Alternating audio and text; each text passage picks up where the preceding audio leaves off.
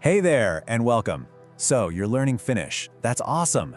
You've probably bumped into this thing called the partitive case, or Partitiivi. I know, it can seem a little scary at first, but I promise, by the end of this, we're gonna break it down and make it super simple. So, here's what we're going to cover. First, we'll figure out what this Partitiivi thing even is. Then, we'll see it in real life, how it works with numbers, and some super common verbs.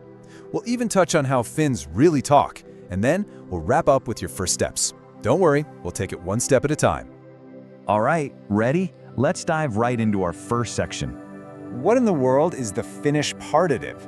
This is the big question, right? And it's a really important one because this grammar case is literally everywhere in Finnish.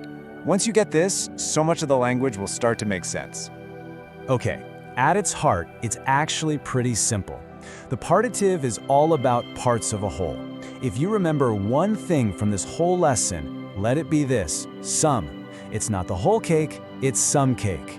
We use it for things that we can't really count or when an action isn't finished yet. So, when do you actually use this thing? Well, there are 4 main clues to look for. First, when you're talking about some of something. Second, for things you can't really count, like water, coffee, or time. Third, it pops up after numbers, but there's a special rule for the number 1. And finally, some really common verbs just love the partitive. We'll get to all of these. Okay, theory is great, but let's see how this actually works in the real world with words you're going to use every single day.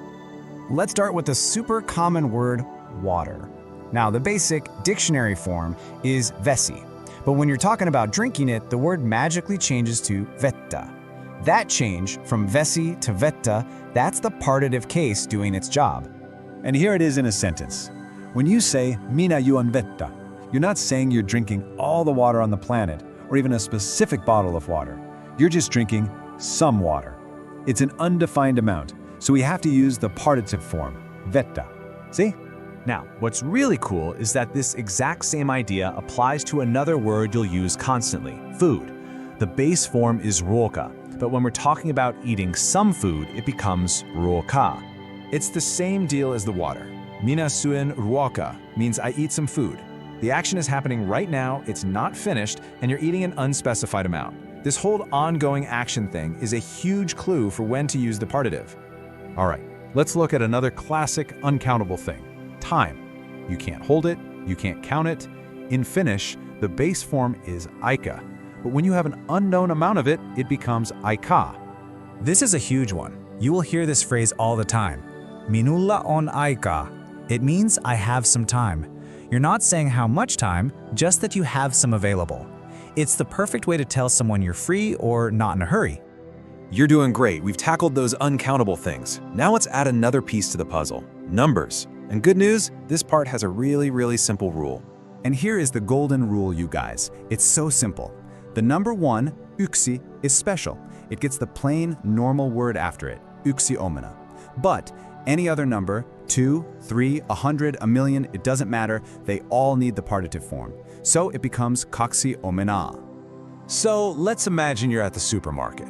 You'd say, minä ostan 3 omenaa. I buy 3 apples. Because 3 is more than 1, the word omenaa has to change into its partitive form, omenaa. Easy, right? Okay, on to our next big section. And this is where it all really starts to click together, I think. You see, some of the most common verbs in Finnish, words you'll use all the time, just love the partitive. They almost always have a partitive word that follows them. We've actually already seen this one, syödä, to eat. Just think about it for a second. Eating is a process, right? It's an ongoing action. When you say you're eating bread, leipä, you haven't finished the whole loaf yet. You're just in the process of eating some of it. So leipä becomes leipä. And now for maybe the most famous Finnish phrase of all. The verb to love, rakastaa, always uses the partitive. And it makes so much sense when you think about it. Love isn't a task you can just complete and check off a list. It's an ongoing, continuous feeling.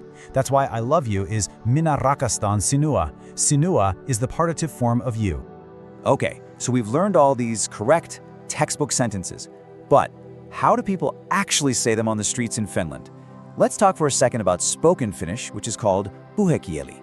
So in your books, you'll always see minä for I, but if you listen to any Finn talking, you'll almost always hear mä. It's just the casual, everyday way to say it.